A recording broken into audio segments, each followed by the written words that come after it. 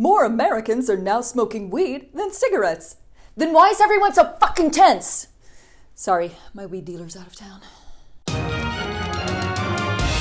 This week, noted calm wisdom haver Donald Trump stomped his little feet and demanded to be reinstated as president. Like, what the fuck did he think was going to happen? Yes, sir, I understand you're upset. Oh, okay, you do want to be president again. I hadn't heard about that. Okay, one moment, sir. Yeah, he's really pissed. Should we just let him be president again? Okay, sir, we're gonna let you be president again. Just stop yelling, okay? Okay, thank you. Dick. It should be noted that I do actually support redoing previous elections, like, say, the one in 2016. But while some people use meditation or therapy to cope with their feelings, Trump went back to his favorite method, posting online. In a single 12-hour period, he posted 60 times to Truth Social, the dumpster he created to toss his rage into. You smell that? We're in flailing flavor country, baby. The Department of Justice this week laid out their case against Trump. Basically, they were like, hey, do you have our stuff? And Trump was like, let me look. Oh, yeah, I do. Here you go. And they were like, do you have any other stuff? And he was like, nope, we're good. And then they looked at the stuff and they were like, this is not all the stuff. And that's when the FBI showed up to be like, no, seriously, where is our stuff? Now you're all caught up.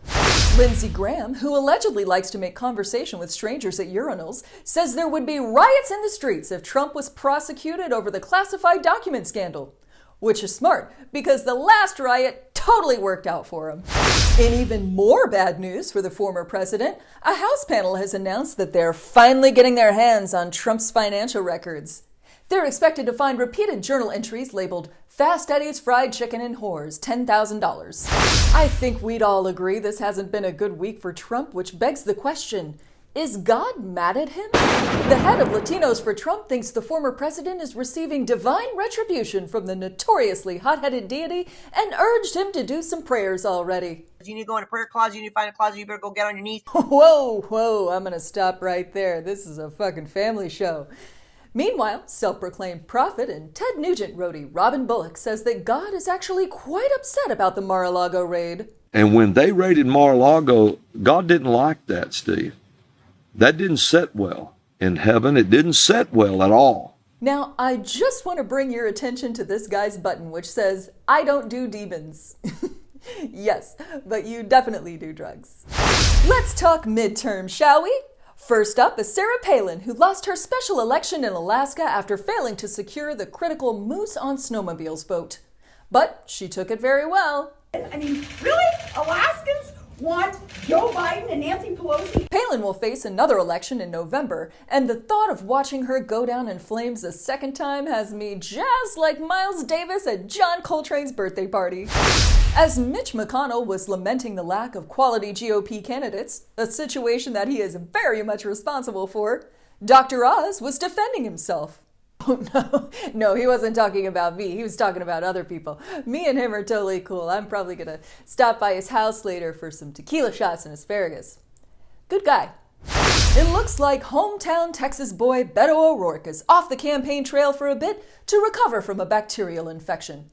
To Beto, we wish a speedy recovery, and to Governor Greg and you get a gun, Abbott, we guess you couldn't get Putin to loan you any polonium? John Fetterman is urging President Biden to legalize weed to secure the coveted, wait, was Election Day today? Vote. U.S. border officials discovered more than 1,500 pounds of cocaine hidden in a shipment of baby wipes. This was not surprising, as both babies and coke keep you up all night and give you an unreal sense of accomplishment, followed by a major letdown before you do it all again. I've heard. Turning now to international news, where Finland's extremely cool Prime Minister Sanna Marin has been facing criticism lately for being, to put it lightly, sick as fuck. After photos came out of her doing hot girl shit after hours instead of, like, baking cookies or something, certain Finns are clutching their pearls and calling on her to resign. Oh, Finland. It is adorable that your prime minister dancing is triggering a constitutional crisis. Come spend a week over here and we'll have like 3 of them before breakfast. An evangelical group released a report on climate change and said we should really do something about that. Thanks, JC, for getting that message through in a timely manner. If you're surprised by the sudden urgency, keep in mind that they're headquartered in Washington, D.C., which is at sea level, and they just put in new carpets. On Monday, NASA totally killed the mood when they announced that the Artemis 1 rocket couldn't launch after all. NASA responded to its projectile dysfunction incident by saying, "I swear to God, baby, this never happens." A pilot went into full dad mode and threatened to turn the plane around if passengers didn't stop airdropping nudes. So here's the deal. This continues while we're on the ground. I'm going to have to pull back to the gate.